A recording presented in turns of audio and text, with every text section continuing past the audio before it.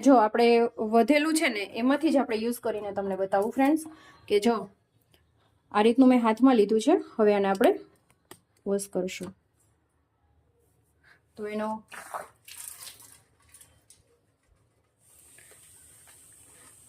જો ફ્રેન્ડ્સ કેટલા એના ફીણ થવા માંડ્યા છે, જોઈ શકો છો તમે, છે ને ફ્રેન્ડ્સ.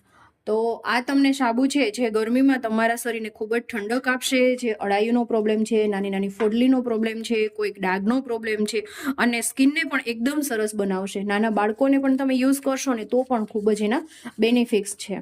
તો છે ને જો કેટલા બધા ફીણ થવા માંડ્યા અને એકદમ 100% નેચરલ ફ્રેન્ડ્સ.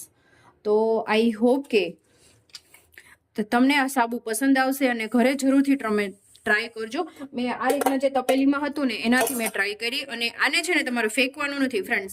જે આપણે નાના નાના જે પેપર હોય છે કાગળ, એમાં તમારે છે ને આને મેલ્ટ કરીને લગાડી દેવાનો, કે જે તમારે છે ને કોઈ ટ્રાવેલિંગમાં ગયા હોય તો એનો તમે યુઝ કરી શકો. અને ફેસને પણ એટલો જ બેનિફિટ્સ છે. અને હા ફ્રેન્ડ્સ, આમાં તમારે કોઈ સુગંધ એડ કરવી હોય ને તો તમે સુગંધ પણ એડ કરી શકો છો. છે ને એકદમ જો